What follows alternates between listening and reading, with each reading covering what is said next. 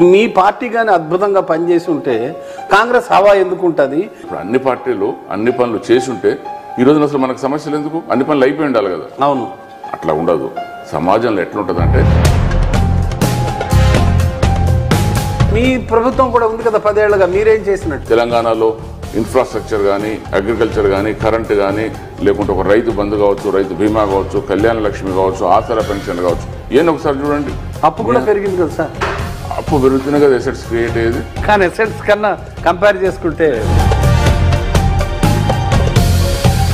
దళిత బంధు లాంటి పథకాలు కూడా మీ పార్టీ అనుచరులకే అందుతున్నాయి తప్ప మిగతా వాళ్ళకి పెద్దగా అందడం లేదని ఒక టాక్. ఇప్పుడు ఏ ప్రభుత్వం కూడా ఎవరు కూడా రాత్రికి రాత్రి అన్నీ చేసేస్తామంటే తప్పు. గవర్నమెంట్ పాలసీ ఏముంటుందంటే,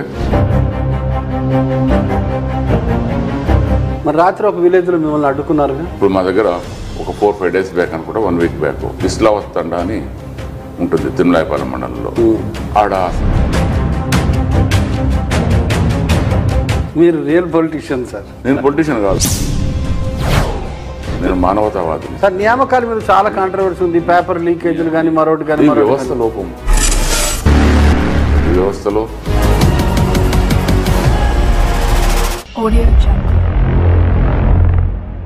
నమస్కారం సార్. నమస్కారం. సిట్టింగ్ ఎమ్మెల్యే, చాలా పవర్ఫుల్, కానీ కాంగ్రెస్ హవా ఎక్కువగా ఉంది. What is your answer? అసలు దానికన్నా ముందు మీ రాజకీయ జీవితం ఎక్కడ ప్రారంభమైంది చెప్పి ఆ ఆన్సర్ ఇవ్వండి సార్. మాది రాజుపేట కూసుమంచి మండలం. మా ఫాదరు లేట్ 50s టీచర్గా పనిచేసి 62లో రాజకీయాలలో ఇంట్రెస్ట్తోని రిజైన్ చేసి ఊరికి వచ్చారు. తను స్టార్టింగ్ రాజకీయం అంతా కూడా కమ్యూనిస్టు తను. దాని తర్వాత ఫస్ట్ బైఫర్కేషన్ వచ్చినప్పుడు మార్క్సిస్టులకు వెళ్ళారు. తర్వాత చంద్రపుల్లారెడ్డి వర్గం, ఆ నుంచి 74లో కాంగ్రెస్ జాయిన్ అయ్యారు. అప్పటి నుంచి కూడా మా ఫాదర్ దగ్గర ఒక 20-22 ఏళ్ళు గ్రామ పంచాయతీ సర్పంచ్గా చేశారు. ఆ రోజు నుంచి కూడా మా ఫాదర్ కానీ మదర్ కానీ ఎప్పుడు జనానికి ఏం కావాలో, జనంలో ఆ రోజులో ఉన్న వీలుని బట్టి, ఆ రోజున్న అవకాశాలను బట్టి చిన్న చిన్న పెద్ద పెద్ద ప్రాబ్లమ్స్ ఊళ్ళల్లో మాది మొత్తం ఒక 7-8 విలేజెస్ ఉంటుంది గ్రామ పంచాయతీ. ప్రతి సమస్యని సాధ్యమైనంత వరకు వాళ్ళు పరిష్కరించేటోళ్ళు. నేను ఆ రోజు నుంచి కూడా మేము రాజకీయాలలో ఉన్నాం. నేను 75లో హైదరాబాద్ వెళ్ళినాం, గ్రాడ్యుయేషన్ చేసినాం. 82లో బిజినెస్ స్టార్ట్ చేసినాం. దాని తర్వాత ఆ రోజు నుంచి కూడా నేను నాకు అవకాశం ఉన్న మేర 10 మందికి సాయం చేసేటోళ్ళం. 82-83 నుంచి కూడా నేను రెగ్యులర్గా మా ఏరియాలో బీద పిల్లల్ని ప్రతి సంవత్సరం ఒక 4-5 పిల్లల్ని చదివించేటోళ్ళం. హాస్పిటల్స్ అంటే, పెళ్ళిళ్ళు అంటే, ఇట్లా జనరల్గా సర్వీస్ అనేది రెగ్యులర్గా చేసేటోళ్ళం. నేను 2009లో ఫస్ట్ టైం మనది జనరల్ అయింది, అంతకుముందు రిజర్వ్డ్ సీటు. సో నాకు జనరల్ కాగానే ఫస్ట్ ఎమ్మెల్యే కావాలనే కోరిక ఉండే. ఆ ఉద్దేశంతో రాజకీయాలకు వచ్చినాం. కాకపోతే ఆ రోజున అనుకోకుండా టికెట్ రాలేదు. మళ్ళీ 18లో వచ్చింది. అప్పుడు ఏ పార్టీలో ఉన్నారు? కాంగ్రెస్. నేను మొదటి నుంచి కాంగ్రెస్. అవును. ఆ రోజు కాంగ్రెస్ నుంచి టికెట్ తీసుకున్నాం, గెలిచినాక సరే ఆ రోజున్న పొలిటికల్ సినారియోలో పార్టీ మారాల్సి వచ్చింది. ఎందుకు పార్టీ మారడం సమంజసమా? How do you justify? Party ఎందుకు మారినామంటే, ఇప్పుడు వెనుకట రాజకీయాలు వేరు, ఈ రోజున్న రాజకీయాలు వేరు. Of course. నేను వచ్చిందే జనరల్గా మా ఏరియాని డెవలప్ చేయాలని, మా ప్రజలకు ఎంతో కొంత సహాయం చేయాలని. ఇప్పుడున్న పరిస్థితులలో జనరల్గా అధికార పార్టీలు ఉంటేనే ఏదైనా సాధ్యం. కాబట్టి నేను పార్టీ మారినా అన్ని పార్టీలలో సమన్వయం చేసుకుంటూ మా పాలేరు నియోజకవర్గాలనే పార్టీలకు అతీతంగా అందరిని ఆదరించినాం, అందరికీ పనులు చేసినాం. మీరు ఏ పార్టీ వాళ్ళని అడగండి, పార్టీలు ఇండివిజువల్గా మా మీద ఎట్లాంటి ఒక చిన్న 1% కూడా వాళ్ళు చేసే కామెంట్ ఉండదు, లేకుంటే మాట్లాడేది ఉండదు. కాబట్టి అందరినీ పార్టీ మారిన తర్వాత కూడా కాంగ్రెస్ వాళ్ళని కావచ్చు, తెలుగుదేశం కావచ్చు, సిపిఐ కావచ్చు, సిపిఎం కావచ్చు, ఎంఎల్ పార్టీ అందరూ ఎవరు వచ్చినా పార్టీలకు అతీతంగా అన్ని పనులు చేసినాం. జనరల్గా నా ఆలోచన ఎట్లుంటుందంటే, ఎలక్షన్స్ ఎప్పుడే పార్టీలు, ఎలక్షన్ తర్వాత మా నియోజకవర్గం ప్రజలందరూ మా ప్రజలే, అందరికీ మనమే చేయాలి, ఎవరికి ఏం కావాలని అనుకుంటాం. మరి రాత్రి ఒక విలేజ్లో మిమ్మల్ని అడ్డుకున్నారుగా? అట్లాంటిది ఏం లేదు. First thing. ఓకే. అయితే సెకండ్ థింగ్ ఏంటంటే, మీరు పత్రికలు కానీ రాజకీయ పార్టీలు కానీ ఎవరన్నా అడిగితే వాళ్ళ ప్రాబ్లం చెప్తే మనం ఫీల్ కావద్దు. ఇప్పుడు మీరు జనరల్గా నేను ముందే చెప్పిన మీకు, డెఫినెట్గా నేను రాజకీయాలలో ఒక భిన్నమైన వ్యక్తిని. గుడ్. ఇప్పుడు మా దగ్గర ఒక 4-5 days బ్యాక్ అనుకుంటా, 1 week బ్యాక్ ఇస్లావత్ తండా అని ఉంటుంది తిరుమలాయపాలెం మండలంలో. ఆడ సర్పంచ్ వాళ్ళు ఇనానిమస్గా చేసుకున్నారు, కానీ వాడు సరిగ్గా పనిచేస్తలేడు, మనుషులకు దొరకడు, చిన్న చిన్న ప్రాబ్లమ్స్ కూడా సాల్వ్ చేస్తలేదు. ఆ ఊళ్ళో పిల్లలు యూత్ అంతా నేను వచ్చినప్పుడు ముందు నా ప్రాబ్లమ్స్ చూడండి అని మా దగ్గరకు వచ్చారు, అడ్డుకున్నారు. అడ్డుకుంటే నార్మల్గా ఏం చేస్తారంటే ఏ రాజకీయ నాయకుడైనా పోలీసులను పిలిపించి వీళ్ళని తీసేయండి గుంజేయండి అని పోతారు, లేకుంటే మళ్ళీ వస్తామని పోతారు. కానీ నేను అట్లా చేయలే. వాళ్ళ దగ్గరికి పోయి వాళ్ళ ప్రాబ్లమ్స్ అన్ని విని, వాళ్ళతో పాటు ఊరు నడిచి వాళ్ళ ప్రాబ్లమ్స్ విని, వాళ్ళందరికీ కూడా వాళ్ళ సమస్యలు ఇమ్మీడియట్గా చేయగలిగేటి.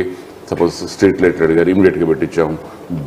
శానిటేషన్ అడిగారు, ఇమ్మీడియట్గా చేయించాం.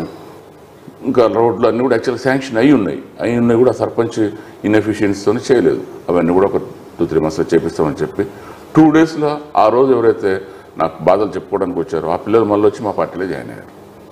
నేనేమంటున్నా అంటే జనం మనం వాళ్ళ ప్రాబ్లమ్స్ చెప్పుకున్నంత మాత్రం వాళ్ళు మనకు వ్యతిరేకమో తప్పు అనే భావన రాకూడదు. మీరు రియల్ పొలిటీషియన్ సార్. నేను పొలిటీషియన్ కాదు, నేను మానవతావాదిని. అదే సంతోషం సార్. మీ పార్టీ కానీ అద్భుతంగా పనిచేసి ఉంటే కాంగ్రెస్ హవా ఎందుకు ఉంటుంది? ఇప్పుడు కాంగ్రెస్ హవా ఉన్న నేపథ్యంలో మీ గెలుపు సాధ్యమా? ఫస్ట్ థింగ్ మీరు అందరూ ఒకటి ఆలోచించాలి. ఇప్పుడు మనకు స్వాతంత్రం వచ్చి ఎన్నేళ్ళైంది, ఇన్నేళ్ళ నుంచి ఎన్నో ప్రభుత్వాలు పనిచేశాయి. మరి వాళ్ళందరూ మంచిగా పనిచేస్తుంటే ఈరోజు సమస్యలు ఎందుకుంటాయి అసలు? అవును, మీ కాంగ్రెస్ పార్టీయే చాలా కాలం పాలించింది. ఎవరన్నా కానివ్వండి, అవును, ఇప్పుడు అన్ని పార్టీలు అన్ని పనులు చేసి ఉంటే ఈ రోజున అసలు మనకు సమస్యలు ఎందుకు? అన్ని పనులు అయిపోయి ఉండాలి కదా. అవును, అట్లా ఉండదు. సమాజంలో ఎట్లుంటుంది అంటే ఎప్పటికప్పుడు కొత్త సమస్యలు, కొత్త ప్రాబ్లమ్స్ వస్తూనే ఉంటుంది. ఉన్న ప్రభుత్వాలు చేస్తూనే ఉండాలి. దానికి ఎవరు అతీతులం కాదు. ఒక రోజున ఇప్పుడు ఈ రోజు నేను చేసేసినా ఇక మా దగ్గర అన్ని పనులు అయిపోయినాయి, రేపటి నుంచి నాకేం పని లేదనుకునే దానికి ఉండదు. ప్రభుత్వాల పనే అది. సమస్యలు వస్తూనే ఉంటాయి. ఇప్పుడు మనం వరల్డ్ వైడ్గా అన్నిటికంటే అమెరికా డెవలప్డ్ కంట్రీస్ అనుకుంటారు, యూరోప్ అనుకుంటారు, ఇవన్నీ అనుకుంటారు. ఈ రోజు కూడా చూడండి మీరు, అమెరికాలో కావచ్చు, యూరోప్లో కావచ్చు, ఎక్కడో దగ్గర రోజు ఒక రోడ్ వేస్తుంటారు, లేకుంటే ఇంకో పని చేస్తుంటారు. డెవలప్మెంట్ అనేది ఇట్స్ కంటిన్యూస్ ప్రాసెస్. దానికి ఎవరం కూడా చేసేది ఏమి ఉండదు. ప్రాబ్లమ్స్ అనేది వస్తూనే ఉంటుంది, చేయాల్సిందే. కాకపోతే మీరు అన్నట్టుగా ఇప్పుడు 10 ఏళ్ల నుంచి బీఆర్ఎస్ ప్రభుత్వం ఉన్నది కాబట్టి ఎంతో కొంత డెఫినెట్గా వ్యతిరేకత ఉంటుంది. ఇప్పుడు మీరు ఒక చిన్న వార్డు మెంబరు ఒకసారి గెలిస్తేనే వాని మీద ప్రతి ఒక్కరు అడుగుతుంటారు. అంటే ప్రజలకు ఎక్స్పెక్టేషన్స్ ఎక్కువ ఉంటాయి. అన్ని మనం 100% యాంటీ ఇన్కంబెన్సీ వేవ్ చాలా ఎక్కువ ఉంది. ఉదాహరణకి దళిత బంధు లాంటి పథకాలు కూడా మీ పార్టీ అనుచరులకే అందుతున్నాయి తప్ప మిగతా వాళ్ళకి పెద్దగా అందడం లేదని ఒక టాక్. అట్లేం లేదు. ఇప్పుడు జనరల్గా మా సీఎం గారు ఎక్కడో కూడా మనం స్టార్ట్ చేయాలి. ఇప్పుడు ఏ ప్రభుత్వం కూడా ఎవరు కూడా రాత్రికి రాత్రి అన్నీ చేసేస్తామంటే తప్పు, ఎవరు చేయలేరు. స్టార్ట్ చేసిందంటే జనరల్గా గవర్నమెంట్ పాలసీ ఏముంటుందంటే, ఇప్పుడు సపోజ్ నా నియోజకవర్గం ఉంది. నా నియోజకవర్గంలో దగ్గర 14-15 వేల దళిత కుటుంబాలు ఉంటాయి. నా నియోజకవర్గానికి మామూలుగా యాక్చువల్గా అయితే ఒక 1100 ఇచ్చారు. నేనేం చేస్తా అంటే ప్రతి విలేజ్లో జనాభా ప్రాతిపదికన తీసుకొని ఒక్కొక్క విలేజ్కి జనాభా ప్రాతిపదికన ఏ విలేజ్, సపోజ్ ఫర్ ఎగ్జాంపుల్ మా ఊరే ఉంది, మా ఊరికో 10 వచ్చినాయి. యాక్చువల్గా మా దగ్గర 30 దళిత కుటుంబాలు ఉన్నాయి. వాళ్ళకే చెప్తాను నేను, మీ దాంట్లో అందరికంటే అందరికైతే ఒకసారి ఇవ్వలేము, అబద్ధాలు చెప్పము. కాబట్టి మీ దాంట్లో ఎవరో బీదవాళ్ళు, అందరికంటే ఇబ్బందులు ఉన్న వాళ్ళు మీరే సెలెక్ట్ చేసుకోండి. ఎవరు అర్హులు అని మీరే సెలెక్ట్ చేసుకోండి. అందరికీ ఇస్తాం, బట్ ఇమీడియట్గా ఎవరికి కావాలనేది మీరే సెలెక్ట్ చేసుకోమని చెప్తాం. కాకపోతే మా దగ్గర ఏం జరిగిందంటే, నేను మా ముఖ్యమంత్రి గారిని అడిగినాం, అలా కాదు నాకు పైలట్ ప్రాజెక్ట్ కింద తీసుకొని మా నియోజకవర్గానికి మొత్తానికి దళిత బంధు ఒకటేసారి ఇవ్వాలని. దానికి ఒప్పుకున్నారు. ఎలక్షన్లు కాగానే 3-4 months లోపల బహుశా మాకు 13-14 వేల యూనిట్లు కావాల్సి వస్తుంది. టోటల్ మా నియోజకవర్గానికి అంతా దళిత బంధు ఇస్తాం. సార్ ఇక్కడ ఆంధ్ర వాళ్ళు ఎక్కువ ఉన్నారు, జనసేన బరిలో ఉంది. ఈ నేపథ్యంలో మీకు సెటిలర్స్ ఓట్లు వస్తాయా? మామూలుగా ఫస్ట్ థింగ్ అసలు మా దగ్గర సెటిలర్స్ లేరు. పాలేరు కాన్స్టిట్యున్సీలో సెటిలర్స్ లేరు. అందరూ తెలుగు వాళ్ళే, అందరు తెలుగు, మా వాళ్ళే, తెలంగాణ వాళ్ళు. సెటిలర్స్ లేరు. మీరు సెటిలర్స్ లేరంటే నేనేం చెప్తాను సార్? లేరు, ఫ్యాక్ట్. ప్రచార కమిటీ కో చైర్మన్గా ఉండి జిల్లా మొత్తం చూస్తున్నాడు పొంగులేటి. ఆ నేపథ్యంలో మీ స్టార్ క్యాంపెయినర్ ఎవరు అసలు? మీ గురించి ఎవరైనా స్టార్ క్యాంపెయినింగ్ ఎవరైనా వస్తున్నారా? నాకు ఎవరు అవసరం లేదు, మా జనాలే మా స్టార్ క్యాంపెయినర్స్. మాకేం అట్లా అవసరం లేదు. ఆ స్టార్ క్యాంపెయినింగ్ వేరు సార్, మీరు ఎంత కాదన్నా కూడా ఏమి ఉండదు. అంత పొరపాటు పడుతున్నారు, అదంతా ఏముండదు. జనంలో 24 గంటలు ఉండేటోళ్ళే స్టార్ క్యాంపెయినర్లు, ఏముండదు దాంట్లో. ఇప్పుడు నేనేమంటున్నా, ఇప్పుడు మీరు ఎలక్షన్ ప్రచారం అంటుండ్రు, నా ఎమ్మటి రాండి. నేను ఏ ఊరికి పోయినా ఒక 20-30 మంది నుంచి 100 మంది వరకు పేర్లు పెట్టి పిలుస్తాను. జనానికి అంతకంటే ఎక్కువ ఏం కావాలి? ఎవరు ఎప్పుడు ఫోన్ చేసినా మాట్లాడతాం, అర్ధరాత్రి వచ్చినా మాట్లాడతా, వాళ్ళ ప్రాబ్లం ఏందో వింటాం, ఖచ్చితంగా చెప్తాం, దానికేముంటుంది. మరి ఒకవేళ ఇలా ఉంటే ఇంత కాంగ్రెస్ హవా ఎందుకుంది బయట?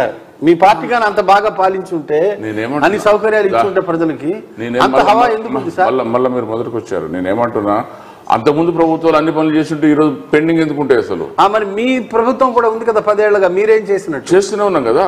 అన్ని ఏ ప్రభుత్వానికి కూడా ఓవర్ నైట్ లో చేసేది అవకాశం ఉండదు. కానీ ఎంతో కొంత చేయాలి కదా, చేయలేదని అభిప్రాయం. చెప్పండి మీరు. ఇప్పుడు మీరు అంతకుముందు 2014 కంటే ముందు తర్వాత తెలంగాణను ఒకసారి చూడండి. తెలంగాణలో ఇన్ఫ్రాస్ట్రక్చర్ కానీ, అగ్రికల్చర్ కానీ, కరెంటు కానీ, లేకుంటే ఒక రైతు బంధు కావచ్చు, రైతు బీమా కావచ్చు, కళ్యాణ లక్ష్మి కావచ్చు, ఆసరా పెన్షన్లు కావచ్చు, ఏం ఒకసారి చూడండి. అంతకుముందుకి ఇప్పటికి ఎంత డిఫరెన్స్ ఉందో. అట్లేం లేదు. నేనేమంటున్నామంటే, ఏ ప్రభుత్వం కూడా రాత్రికి 100% అన్ని చేసేస్తామంటే పొరపాటు. ఎవరు చేయలేరు. దాన్ని అందరం ఒప్పుకోవాల్సిందే. యాంటీ ఇన్కంబెన్సీ అనేది తప్పకుండా ఉంటుంది, ఎవరున్నా ఉంటుంది. దాంట్లో ఇదేం లేదు, ఉంటుంది, నడుస్తుంటుంది, దానికే ఉంటుంది. బట్ డెఫినెట్గా మేము అవన్నీ ఓవర్కమ్ చేసి ఖచ్చితంగా మళ్ళీ బీఆర్ఎస్ ప్రభుత్వమే వస్తుంది. సార్, నీళ్లు, నియామకాలు, నిధులు, కొంచెం దాని గురించి ఏమైనా ఫోకస్? నీళ్ళు అనేది ఆల్మోస్ట్ మోర్ దెన్ 85-90% సక్సెస్ అయినాం. మన తెలంగాణ అనేది అప్లాండ్. మనకు కృష్ణ ఒక పక్కన, గోదావరి ఒక పక్కన పోతున్నా కూడా అది దగ్గర 250-300 మీటర్ల, మన హైదరాబాద్తో చూసుకుంటే 500 మీటర్ల డౌన్లో ఉంటుంది. 450-500 మీటర్ల డౌన్ ఉంటుంది.